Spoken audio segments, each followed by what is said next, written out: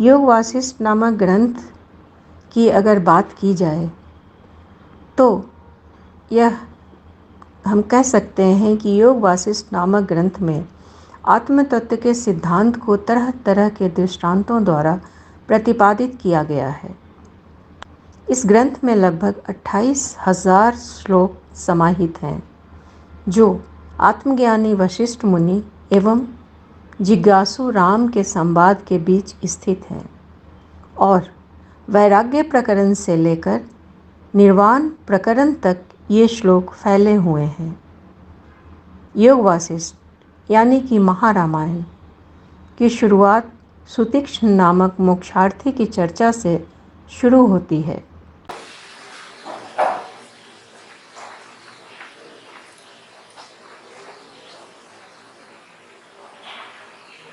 मंच पर उपस्थित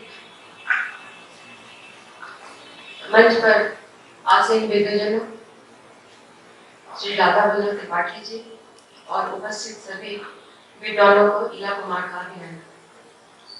मैं साहित्य अकादमी को खासकर ब्रिजेन त्रिपाठी जी के प्रति धन्यवाद ज्ञापन करना चाहती हूँ, जिन्होंने इस बड़े करके महत्वपूर्ण संगोष्ठी की कल्पना को साकार किया, साथ ही ज्ञान प्रवाह हो गई। योग वासिष्ठ का नाम मेरे लिए मेरी स्मृति में 1980 के दशक से जुड़ा हुआ है, जिसे मैंने जगन्नाथपुरी के न्यानका बाबा के आश्रम में गुरुदेव दादा से सुना था, लेकिन पढ़ा बाद में। जब भी मैं स्वयं को योग वासिष्ठ के संदर्भों के समक्ष पाती हूँ, तो मेरे सम्मुख मध्य प्रदेश के एक कस्बे शिकारा के निकट स्थित नदी और जंगल के बिंब आ खड़े होते हैं, जहाँ घनी छायाओं वाले वृक्षों के नीचे बैठकर 1993 में पहली बार इस पुस्तक को मैंने पढ़ा था और पहली बार करीब आने के क्रम में इसके पृष्ठों के बीच छिपे ज्ञान रहस्य पूरी पृथ्वी और आकाश के बीचों बीच अचानक तनकर खड़े हो गए थे। उदग यतः सर्वाणि भूतानि प्रतिभ्रांति स्थितानि च यत्र वो शमम यान्ति तस्मै सत्यात्मने नमः। ब्रह्म नमस्कार के बीच सत्य ज्ञान और आनंद को एक सूत्रित करने वाली पुरानी प्रथा एक बार फिर नवी हो उठी है। मेरी दृष्टि में यह महान ग्रंथ योग वासिष्ठ उसी युक्ति को हर प्रकरण में पालन करता है, जिसे बलि विरोचक कथा में इस तरह इंगित किया गया है। बाल बल्लाल लई त्वेन युक्त्या नियमन्ति ते राजा नाम तम समालोक्य पद्मा साधयन्ति ते।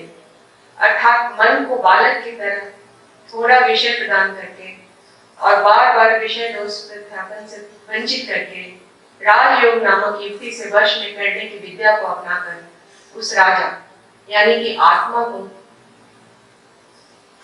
साक्षात्कार कर स्वयं राजा के पद को प्राप्त किया जाता है, अर्थात आत्म तत्व का ज्ञाता बना जाता है। इस पूरी पुस्तक में वशिष्ठ ने मानो इस खास विधि का पालन करते हुए राम को तरह तरह की कथाओं के द्वारा प्रबोधित किया है। हम देखते हैं कि पूरे योग वासिष्ठ में कथाओं, विवरणों, स्वालाप वगैरह वगैरह के बीच जो तत्व मुख्य रूप से स्थित है वह है ब्रह्म से जुड़ाव की बात, आत्म तत्व को जान लेने की बात, और यह विशिष्ट भाव ही है विशिष्ट का योग का वासिष्ठ। वशिष्ठ के द्वारा उद्धृत प्रकरणों में कहीं भी संशय छिपा हुआ नहीं है। हर प्रकरण अपने अंदर समेटी गई कथाओं के बीच उतना ही प्रमाणिक दिख पड़ता है जितना कि इस 21वीं सदी में अन्य ब्रह्मांडों की उपस्थिति, उन ब्रह्मांडों के प्रसरण और विस्तरण की चर्चा करते वैज्ञानिक, एनर्जी और प्रकाश वेग के रिश्ते को प्रमाणित करता भौतिकी, बात विश्वास की है, स्थूलता से सूक्ष्मता की ओर शुरू की गई यात्रा की है। यहाँ मैं योग वासिष्ठ के रचनाकार, इसके शेल, इसमें वर्णित योग, मेडिटेशन आदि को इंगित न करते हुए इसमें वर्णित महतत्व की उपस्थिति पर अपने वक्तव्य को केंद्रित करना चाहती हूँ। हम देखते हैं कि योग वासिष्ठ के समस्त प्रकरणों के बीच आत्मज्ञान को प्राप्त करने की छूट राजा से लेकर रंग तक, रानी से लेकर राक्षसी तक को, मुनि से लेकर बेताल तक को, महाराजा से लेकर काक तक को प्राप्त किया। और यह लेखांकन ज्ञान के समाजवाद के अप्रतिम बिंबों की रचना हमारे समक्ष करता है। सबसे पहले उत्पत्ति प्रकरण के मंडपोपाख्यान में वर्णित लीला कथा और कर्कटियोपाख्यान के कर्कटी राक्षसी की बात करती हूँ। मंडपोपाख्यान की शुरुआती पंक्तियां अनिंद्य सुंदरी राजधानी लीला और महापराक्रमी राजा पतन के आपसी अनुराग वर्णन से लबरेज है। पति के अकृत्रिम प्रेम पाने वाली, साथ ही पति के प्रति अनन्य प्रेम रखने वाली महारानी लीला एक समय अकस्मात अपने शरीर को निहारती हुई शरीर पात के विषय को लेकर गहन चिंता में पड़ जाती है और समाधान स्वरूप तिराक व्रत को अपनाकर देवी सरस्वती का दर्शन पाती है। उनसे वरदान पाती है, अंत में आत्मज्ञान भी। चिति नाम जाम रूप काम नाम काम चरा चरा धरा मई विदंति वे जयंती वे। जो प्राणी पड़ा चिति ईश्वर चैतन्य रूप को नाम रूप आत्मा जगत कल्पना रूप उपाधि से रहित और अपराचिति जीव चैतन्य रूप चराचर वे आदि रूप को उपाधियों से रहित और जन्म आदि विकारों से रहित जानते हैं, वे मुक्त हो जाते हैं। इस बहुमुखी कथा के बीच अनगणित आश्चर्यजनक पड़ाव आते हैं। लीला सरस्वती के संग ब्रह्मांड के छोर तक जाती है, ब्रह्म संपुट को देखती है, दूसरे ब्रह्मांड में प्रवेश करती है, भूतकाल में स्थित पूर्व जन्म को देखती है, आगे के कालखंड में स्थित नए शरीरधारी राजा विदुरथ को देखती है। लीला एक साथ भूत, वर्तमान और भविष्य की दृष्टा बनती है। लेकिन सबसे मुख्य बात जो पूरी कथा में बैठी हुई है वह है अपरूप सुंदरी लीला के द्वारा आत्मज्ञान प्राप्ति की बात। देवी सरस्वती तरह तरह से लीला के प्रति आत्म तत्व को विवेचित करती है। लीला स्व से संबंधित अनेकों प्रश्न पूछती है और सटीक उत्तर पाती है। अनुत्तीर्णा यथा पंके पुत्री चांद दारुणी यक्ष वर्षा भशी कलके तथा सर्गा स्थिता बने। जैसे खिलौने बनाने के लिए तैयार की गई गीली मिट्टी में न बनाए गए खिलौने स्थित रहते हैं और स्याही के चूर्ण में अक्षर स्थित रहा करते हैं, वैसे ही ब्रह्म के अंदर सृष्टियां स्थित है। यानी कि वे सृष्टियां उपस्थित तो है ही नहीं, लेकिन उस परम ब्रह्म के बिना सृष्टियां उत्पन्न हो भी नहीं सकती। इस स्तर के अनेक ज्ञानिक श्लोक इस प्रकरण में बिखरे हुए हैं जो आत्म को ब्रह्म को वर्णित करते हैं।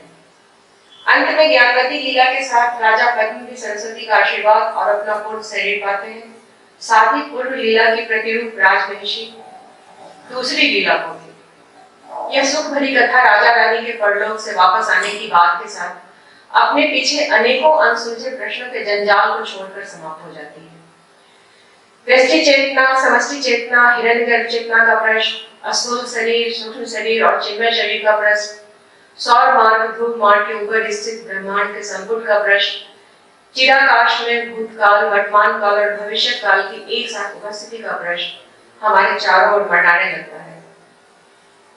इन सभी प्रश्नों के ऊपर जो सबसे दुष्ट प्रश्न झांकता है वह है जीव के गमनागमन का प्रश्न। यह प्रश्न हमें डराता भी है। अब दूसरी कथा पर नजर डालते हैं तो कर्कट्योपाख्यान के अंतर्गत कर्कटी राक्षसी के रूप रंग का वर्णन मन में अजीब से बिंब पैदा करता है। कज्जल पंखा द्रेडी मोगरा शाल भंजिका हिमाद्रेरुत्तरे पार्श्वे कर्कटी नाम राक्षसी। हिमालय पर्वत के उत्तर भाग में पंख के पर्वत के समान काली विशाल शरीर धारिणी और भयंकर कार्य करने वाली कर्कटी नाम की राक्षसी। इस कथा में उत्तर में रहने वाली वह कर्कटी राक्षसी विशुचिका और अन्यायवादिका के नाम से जानी जाती थी। उसकी भूख मानो ऊंचे पर्वत के शिखर से भी बृहदाकार थी। उसी भूख की तृप्ति के लिए, तृष्णा पूर्ति के लिए पहाड़ की चोटी पर जाकर एक पैर पर खड़ी होकर 1000 वर्ष तक वह तपस्या करती है और ब्रह्मा जी से वर पाती है और सूची रूप धारण कर विशुचिका वन मनुष्यों का सूक्ष्म रूप से हनन करती है। लेकिन उसकी भूख मिटती नहीं।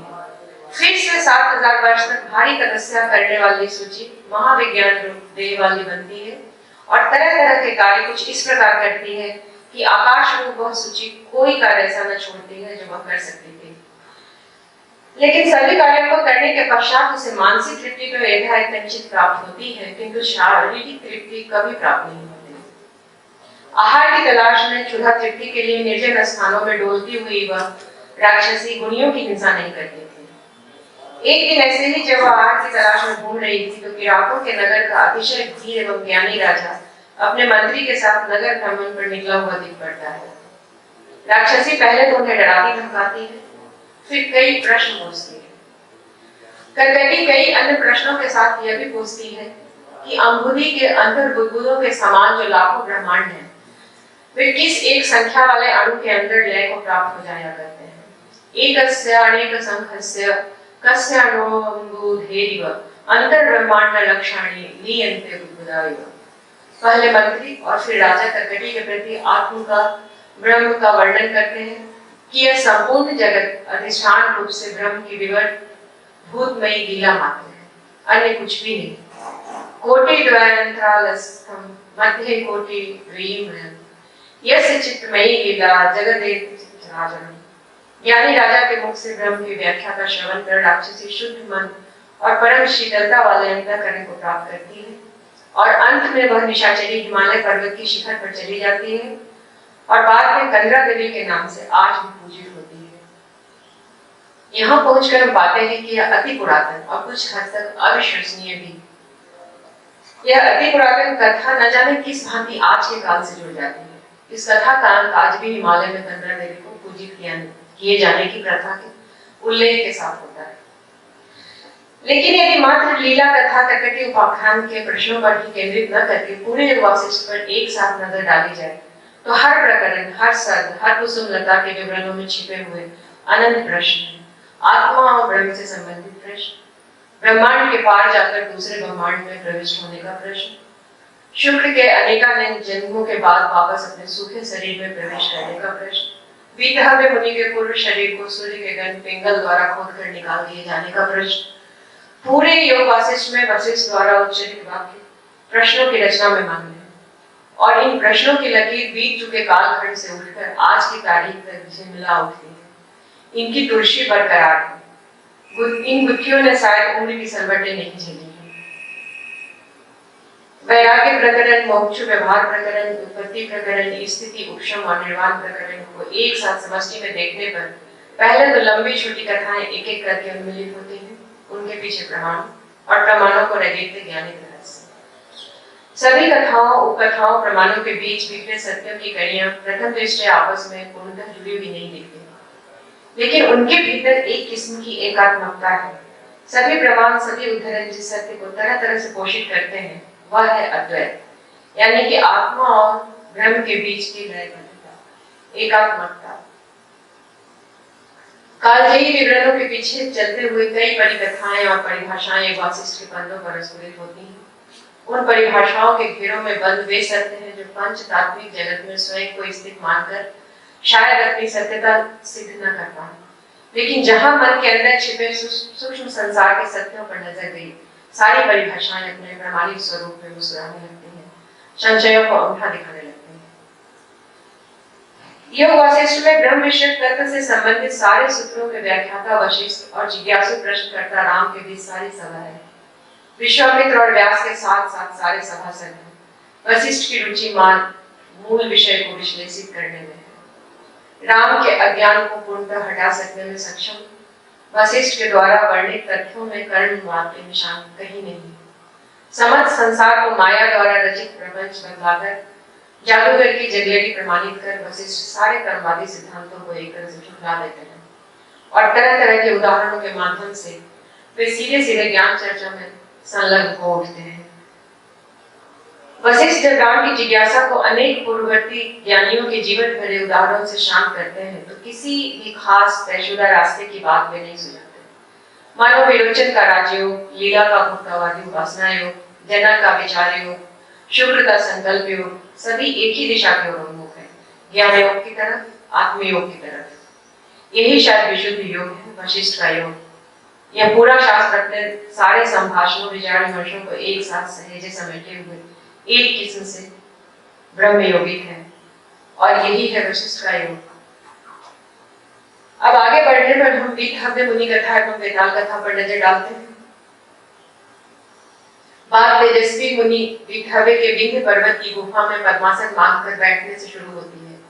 वे पाप शून्य मन से विचार करते हैं और मन की चंचलता, इंद्रिय स्वरूप चक्षु आदि 5 द्वारों के बारे में, चित्त की अहंकार रूपी बुद्धि के बारे में तरह तरह से विचार करते जाते हैं और स्वयं ही विचार द्वारा विशुद्ध धारणा से समन्वित हो इंद्रिय वृंद के प्रति तरह तरह से उपदेश करते हैं। वे चित्त के प्रति कहते हैं, हे चित्त, जब तुम पहले से ही कल्पित हो, तुम्हारी सत्ता है ही नहीं, तो तुम्हारा अस्तित्व ही तो भ्रममूलक सिद्ध हुआ। विद हमें आत्मा को स्वयं के आत्म स्वरूप होने को, अपने प्रकाशमान चित्त स्वरूप बोधात्मा को विचार कर विंध्याचल के गह्वर कोटर में समाधि लगाकर स्थिर हो जाते हैं। वे पर्वत से खोदी गई या चित्र में अंकित मूर्ति के समान स्थिर होकर समाधि में 300 संवत्सर तक बैठे रहते हैं। उस जीवन मुक्त मुनि के निकट यह लंबा समय आधे मुहूर्त की तरह बीत गया था। उसके बाद आत्म स्वरूपता को प्राप्त कर वे जीवन मुक्त मुनि समाधि से जागे थे और उसके बाद सूक्ष्म शरीर के द्वारा उन्होंने 100 वर्षों तक मुनित्व का अनुभव किया था, फिर विद्याधरत्व का, फिर 5 युगों तक देवराजत्व का। बाद में महादेव जी के गण रहते हुए उन्होंने अपने पूर्व के समस्त जन्मों का अवलोकन किया था और पृथ्वी के उदर कोटर में स्थित अपने वीत हव्य नामक शरीर को कीचड़ में लुढ़के देखा था और उसका उद्धार करने की सोचकर वे सूर्य के पास जाते हैं और सूर्य के गण पिंगल द्वारा शरीर के निकाल दिए जाने पर महामुनि ने अपने पूर्व शरीर में वैसे ही प्रवेश किया था जैसे घोंसले में पक्षी। और स्नानादि के पश्चात विधव्य फिर से विंध्याचल की गुफा में समाधि मुद्रा में बैठकर आत्मा के अनुसंधान में लग गए थे और उन्होंने चारों ओर अवस्थित पूर्ण सत्य सामान्य रूप परम साम्यभूत परमात्मा में विकार मुक्त हो प्रबुद्ध महसूस किया था। उस जीवन मुक्त महामुनि के मन में न तो किसी के प्रति निंदा का भाव आता था, न ही स्तुति का। वे न तो किसी की निंदा करते थे, न उद्विग्न होते थे, न ही हर्षित। और अंत में पर्वत की सुवर्ण कंदरा में पद्मासन लगाकर बैठे हुए वे भोग, दुख, देह, तृष्णा, काम, प्राण आदि को एक एक करके विदा देते हैं और प्रणव की विविधता से उच्चारण करते हुए बड़ा भाव में लीन हो जाते हैं। अब दूसरी कथा आती है वेताल की कथा। विंध्याचल की महाटवी में विचरने वाला दीर्घकाय वेताल यानी राजा के सामने आ जाता है और पहले तो राजा को डराने की चेष्टा करता है, बाद में आत्म संबंधी प्रश्न पूछता है और उनके सही उत्तर भी पाता है। ब्रह्मा स्तंभो यथा पत्र मात्रमेवं पुनः पुनः अंतरंत अस्थान तस्य तथा कोणु स एवं। जैसे केले के खंभे के भीतर और भी भीतर और उसके भी भीतर बार बार उतारने पर मात्र छिलका ही दिख पड़ता है, वैसे ही सबके भीतर और उसके भी भीतर कौन सा अणु है जो प्रकाश करता है। ज्ञानी राजा वेताल के प्रश्नों के उत्तर देता है और हजारों वृक्षों से युक्त वन, हजारों वनों से समन्वित विशाल पर्वत, नदियों से युक्त द्वीप आदि का उदाहरण देते हुए परिपूर्ण आकृति वाले सर्व सत्ताधारी परम पुरुष की बात बताता है। प्रधानम सर्व सत्ता नाम तादृशोऽस्ति परम पुमान् तादृशा नाम सहस्राणि पुरुषा नाम महात्मा नाम। अंत में वेताल को भी ज्ञान की प्राप्ति होती है। हम देखते हैं कि एक और सुंदरी लीला ज्ञान प्राप्त करती है, दूसरी ओर भयंकर काया वाली कटकटी राक्षसी भी। लवन राजा को भी ज्ञान मिलता है और गादी को भी। जनक भी ज्ञान प्राप्त करते हैं और दानव राज बलि भी। चुड़ाला और शिखिदेव को भी ज्ञान मिलता है और इंद्र और अहिल्या को भी। देवपुत्र कच्छ को भी ज्ञान प्राप्त होता है और दानव पुत्र प्रहलाद को भी। इंद्रोपाख्यान बालाखैका शुद्ध कथा नामव्यल कर्ट कथा शुद्ध गाथा के आगे भी न जाने कितनी कथाएं हैं, सैकड़ा की गिनती में, और श्लोक तो हजारों की संख्या में, शायद 32,000। योग वासिष्ठ में इतनी कथाओं पर दृष्टि डालते हुए एक अलग किस्म की गवेषणा अपने आप हमारे साथ चल पड़ती है कि इतना बड़ा गल्प, इतनी बड़ी फंतासी को मात्र कल्पना के आधार पर लिख दिया जाना संभव था क्या। और इन्हीं शंकारूढ़ी दरारों के बीच पुरानी ऐतिहासिक तथ्यों की उपस्थिति अर्जुनोपाख्यान और सीता रामायण के रूप में बिंबित में भरमाने लगती है। सच है कि इस महाकथा के समकक्ष खड़ा हो सकने लायक कोई भी ग्रंथ पूरे विश्व में किसी भी सभ्यता के पास नहीं है। यह असंभव प्रतीत होता है कि इतनी लंबी बहुसूत्री सत्यपरक कहानियों को कोई एक साथ रचे और रची गई कथाएं एक सूत्री भी दिखे और उन्हें प्रमाणित करने वाले तथ्य अलग अलग शास्त्रों जैसे कि आदि पुराण, उपनिषद और लोक कथाओं के बीच बिखरे हुए हैं। यहाँ पर मैं एक बात को कहना चाहती हूँ, न जाने यह मैंने गुरुमुख से सुना था या किसी पंडित से, लेकिन योग वासिष्ठ के बारे में यह कहा जाता है कि यह भविष्य काल की कथाओं को भी अपने में समेटे हुए है। ज्योतिषी की भांति यह भूत और भविष्य को दिखाता है, कहीं कहीं वर्तमान को भी। ऐसी मान्यता है कि जो इसमें नहीं है वह विश्व में कहीं भी वर्णित नहीं है। यदि हास्ति तदनंतर यन्य हास्ति न तत्व इमं समस्त विज्ञान शास्त्र कोशं विदुषा। लगता तो यह असंभव सा है। इसी असंभवता की निचली तहों से एक किस्म के विश्वास का प्रस्फुटन होता है। और वर्णित कथ्यों तथ्यों की सत्यता स्वयं को प्रमाणित करने के साथ साथ माया के बिंबों को, नश्वरता को भी सपोर्ट करती है। ऐसे में नश्वरता भय के रूप में जाग उठता है। जिस प्रकरण, जिस भी सर्ग में पूर्व जन्म के विवरण आए, जैसे कि शुक्र कथा में, लीला कथा में, वेठव्य मुनि कथा में, वहां उन विवरणों ने भय की रचना की। लेकिन वशिष्ठ ने राम को हर जगह अभय का ही रास्ता दिखाया है। शुद्ध बोध में तस्मिन् परमालोक वारिको अजस्र में एकदम गच्छन्ति ब्रह्मांडाख्या, अर्थात शुद्ध बोध रूप तथा परम प्रकाशी चिदाकाश में ब्रह्मांड लहरों की तरह प्रकट होते रहते हैं और विलीन होते रहते हैं। वशिष्ठ जब चित्त और चित्त की विवेचना करते हैं तो दृष्टांतों के बल पर समझाई गई बात शंका रहित स्वरूप में आकार ग्रहण करती है कि चित्त में देह, जल, पृथ्वी आदि के अभ्युदित होने पर निर्मल आकाश में वैसे ही कुछ भी उदित प्रक्षेपित नहीं होता। जैसे कि स्वप्नों के बीच स्वप्नों को देखने वाले की पलक या आंखों के आगे कुछ भी स्थूल आकारित नहीं होता, लेकिन स्वप्न दृष्टा को प्रतीत होता है कि जड़, जमीन, महल, नदी, बंधु बांधव सभी साकार स्थूल स्वरूप में है। अर्थात दृष्टा की अपनी बुद्धि ही स्वप्न में एक साथ अनेकों आकार धारण करती है। फूल, फल, हाथी, घोड़ा, ऊंट, बहेरा, युद्ध, प्रेम, घृणा आदि आदि। ठीक इसी तर्ज पर वेदांतिक भाषा में कहा जा सकता है कि ब्रह्मांड से परे जो तत्व है वह मात्र चित्त ही है। उसने ही हर रूप धारण किया हुआ है और निर्मल आकाश जस का तस है। एकमात्र उपस्थित जो है वह है तत्व, बाकी सभी कुछ अनुपस्थित है। वशिष्ठ द्वारा अनेकों प्रकार से विवेचित यह सत्य आखिरकार अकाट्य प्रतीत होता है कि चित्त और चिदाकाश ही सबका मूल है और वह चिदाकाश अद्वितीय, असीम, शांत, कारण रहित, भ्रम शून्य, आदि, अंत और मध्य रहित है। कथाओं के बीच तरह तरह के पड़ाव आते हैं। राजा बलि अपने समस्त राष्ट्रीय व्यापारों में उलझे हुए अचानक ज्ञान के तृष्णा से भर उठते हैं और पिता विवेचक द्वारा बताई गई बातों का मनन करके तथा गुरु शुक्राचार्य द्वारा चित्त की विवेचना को सुनकर पूरे जगत को, लोक को, दिशाओं को, स्वयं को भी चित्त स्वरूप स्वीकारते हैं। विप्रराज गाली कमलों से युक्त तालाब में गले तक डूबे हुए तपस्या करते हैं और विष्णु भगवान के द्वारा रचित माया कालखंड में स्वयं को महसूस कर ज्ञान को प्राप्त करते हैं। लवन राजा अपने सिंहासन पर बैठे हुए इंद्रजालिक जादूगर के द्वारा जादू के पिटारे का खोला जाना देखते हैं और तुरंत ही उच्च श्रवा नामक अश्व पर द्रुत गति से सवारी के बाद न जाने किन किन अनुभवों से गुजरते हैं। चांडाल स्त्री से विवाह, बच्चों के साथ जीवन और अंत में चिता प्रवेश। उसी क्षण राजा लवन स्वयं को सिंहासन का भरपूर स्थिति में पाते हैं। जादूगर भी तत्काल गायब हो जाता है।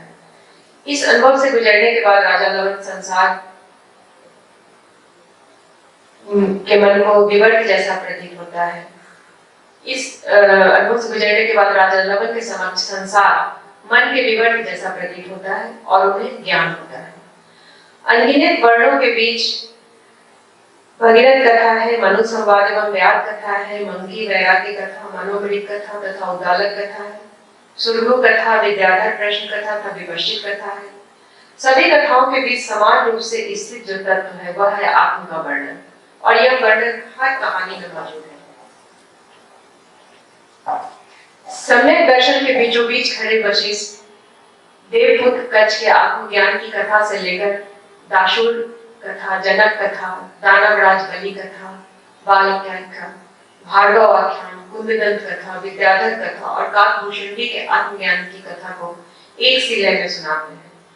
मानो आत्मज्ञान के घेरे में पदार्पित होने के लिए देव, मानव, राक्षस और काक में कोई फर्क है ही नहीं।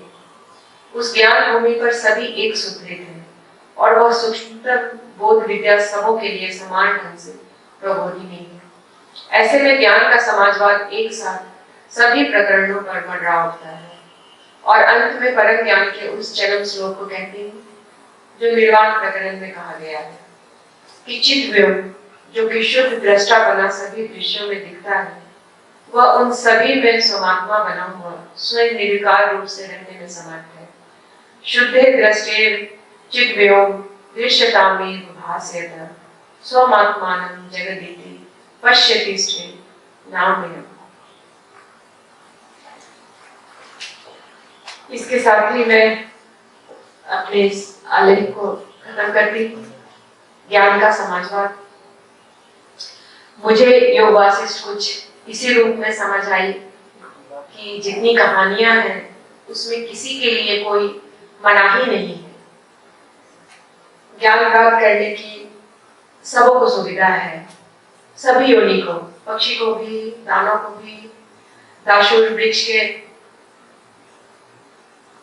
शीर्ष पर बैठकर ध्यान लगाकर ज्ञान प्राप्त करते हैं, गाधी जल में डूबकर ज्ञान प्राप्त करते हैं। तो इस कहानी में न राक्षसी के लिए बंधन है, न रानी के लिए बंधन है। बालकों को एक कहानी सुनाती है उनकी ढाई माँ। वो उस कहानी में वो सुनाती है कि तीन राजपुत्र थे, जिसमें से दो का तो जन्म ही नहीं हुआ था और एक अभी गर्भ में भी नहीं आया था। उसी कहानी में आगे बढ़ते बढ़ते वो जब बताती हैं कि वो लोग ऐसी जगह जाते हैं, भवन में जाते हैं, जिसमें दो भवन में तो भित्ति और स्तंभ भी नहीं थे, और तीसरे भवन में अभी कोई उसके बनने की बात ही नहीं शुरू हुई। तो ये सभी कहानियां एक साथ वशिष्ठ सुनाते हैं राम को, इस मतलब से सुनाते हैं कि उन्हें ज्ञान हो, उन्हें प्रबोध हो। और इसके सभी प्रकरणों में हम देखते हैं कि जितनी भी कहानी है सब में केवल आत्म तत्व का ही वर्णन है। हम उसके अगर टुकड़े करके देखें तो उसमें प्रकृति वर्णन दिखता है, उसमें ब्रह्मांड वर्णन दिखता है, उसमें कई राज्यों के वर्णन, सौराष्ट्र देश, कौन देश का वर्णन दिखता है, और अनेक जन्मों का जो जीव के गमनागमन की जो बात दिखती है।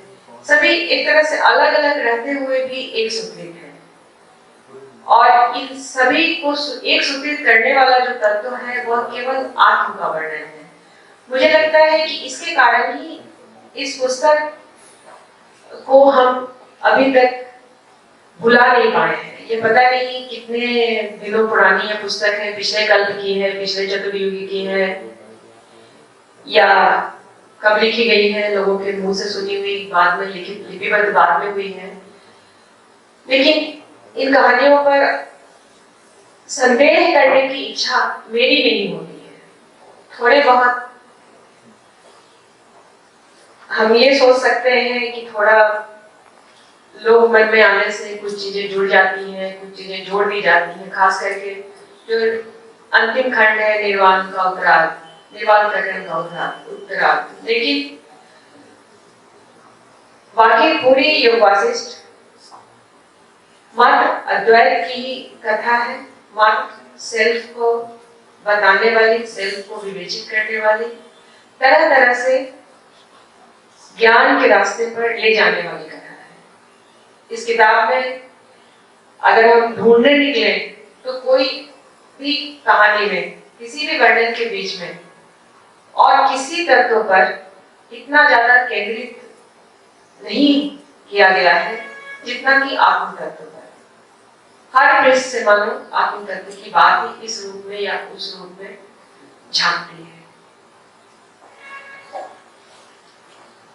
एक बार मैं फिर धन्यवाद करूंगी इस कार्यक्रम के संयोजक लोगों का, जिन्होंने इतनी बड़ी पुस्तक को केंद्र में इस कार्यक्रम की कल्पना की।